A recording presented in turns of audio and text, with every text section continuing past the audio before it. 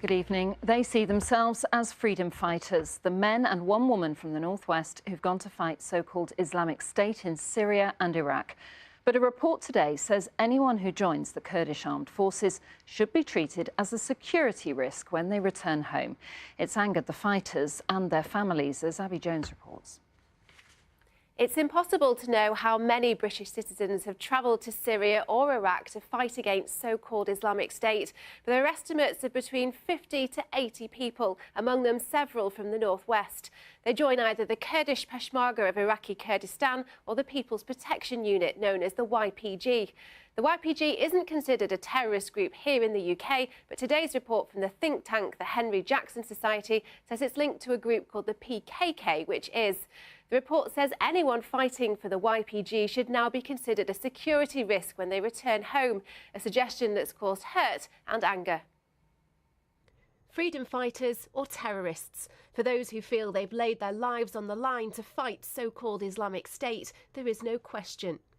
Kimmy Taylor from Blackburn is believed to be the first British woman to have joined the fight against IS. At the weekend, she spoke of her motivation. To see these women coming and kissing your hands and completely in love with who we are and that we're what we've done for them makes it all worth it. But the YPG, the Kurdish group she's fighting alongside, is now being linked by a think tank to the PKK, a group considered a terrorist organisation.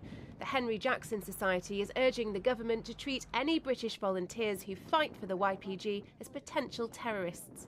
They incidentally fight against the Islamic State, but so do the Iranian proxy terrorists in Iraq, and also, Al-Qaeda in Syria fights against ISIS and has done, and has expelled it from large tracts of territory. But it doesn't mean that they should gain support. You do not defeat terrorism with terrorism. Kimmy Taylor has said the PKK aren't terrorists, and the families of others who've gone to fight IS don't consider their loved ones to be either. Joe Robinson, a former British soldier from Accrington, fought against IS in Syria.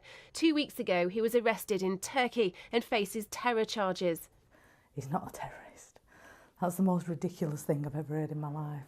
Last month, Luke Rutter from Birkenhead died fighting for the YPG. Before he was killed, he recorded this message. I think the YPG, they stand for the best opportunity for peace that this region might have, and I don't regret my decision. The government warns British people travelling to Iraq or Syria for either side risk prosecution. The report is urging it to stop people going to fight in the first place. This is something that has changed my life, and okay, if I don't go back to the UK, it's because of the political situation in the UK that it feels like they will literally imprison me for being a terrorist.